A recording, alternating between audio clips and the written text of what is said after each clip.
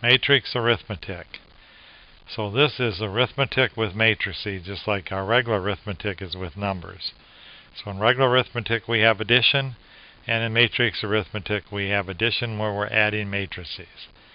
We also have subtraction in regular arithmetic, so we have subtraction with matrices. And now with matrices we have two types of multiply: a multiply by a constant or a scalar quantity, and multiplying two matrices. And so we're going to check those out, and then we're going to check out multiplicative identities and multiplicative inverses, additive identities, and additive inverses. So we're going to try to build our matrix arithmetic, and it'll have a lot of the characteristics of regular arithmetic. And we need those in order to be able to function in the world of matrices when we're dealing with these operations. So now let's take a look at addition.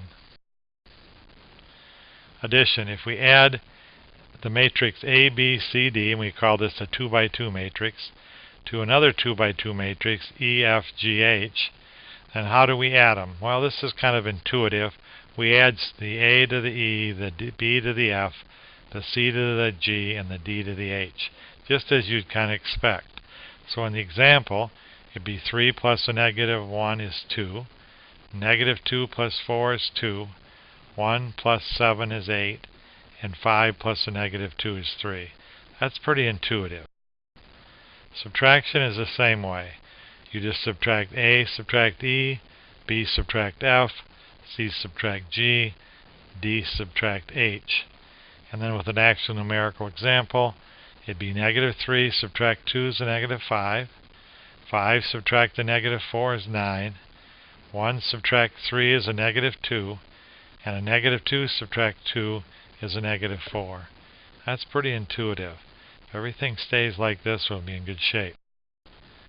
Now multiplying by a constant or a scalar. So n times the 2 by 2 matrix A, B, C, D, what do we get? N times the A, n times the B, n times the C, and n times the D. So in a numerical example, 3 times this 2 by 2 matrix would be 3 times a negative 2 is a negative 6. 3 times 5 is 15. And 3 times 1 is 3. And 3 times 3 is 9. So that worked out pretty intuitive. And now we went into the little bit of a problem. This next one is not intuitive. How do you multiply two matrices? Well, if you're going to multiply a 2 by 2 matrix times a 2 by 2 matrix, you got to follow the rules laid out in the first row. How do you get that first upper left-hand term? You multiply the row of the one on the left to the column on the one on the right. So row 1 times column 1 will give you the upper left-hand corner. So let's try that. A times E, and it's plus B times G. A times E plus B times G. Now don't try to make sense out of this. Just follow the pattern and get used to it. You can't think your way into this one. This is not intuitive. So how do you get the upper right-hand corner in your answer? It's the first row in the first one times the second column in the second one. So it's A times F plus B times H. So now we get the lower left-hand corner in the answer. It's the second row times the first column. So it's C times E plus D times G. And then the bottom right-hand corner is the second row in the second column. C times F plus D times H. So that's the pattern we have to follow. So let's try an actual numerical problem. So we're going to multiply the 2 by 2 matrix 2, 3, negative 1, 0 times the 2 by 2 matrix 3, negative 2, 5, 1. So we're going to go first row times column, and so it'll be 2 times 3 plus 3 times 5. And you do all that, you get 21 in the upper left-hand corner of the answer. Now the next one, the first row times the second column, would be 2 times a negative 2 plus 3 times 1. Then you do the arithmetic, you get a negative 1. Now the second row, the first one times the first column, so it's negative 1 times 3 plus 0 times 5. And you do that arithmetic, you get a negative 3. Now the second row times the second column is 2 plus 0 you get 2. So the answer is a 2 by 2 matrix, 21, -1, -3, 2. Now that's different, isn't it? But we just have to follow that pattern so that you can multiply. Now what we also have to consider is multiplication commutative. Could we flip them around and would it work the other way? The answer, not always. And then the other thing is, can you always multiply two matrices? Not always either, because you have to have that little formula work out.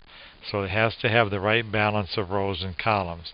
They don't have to be the same, but there has to be a relationship that allows that to work.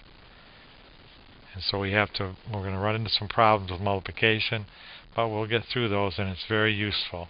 Matrix arithmetic is a useful tool, and we're going to use it to solve simultaneous linear equations. Now let's consider the multiplicative identity. Does this arithmetic have one like our regular arithmetic does? Now in a regular arithmetic we have the number 1. And 1 times anything doesn't change it. We just kind of get in the habit. 1 times 5 is 5. 1 times x is x. Well, is there such a thing in matrices? Well, once again, there sometimes is.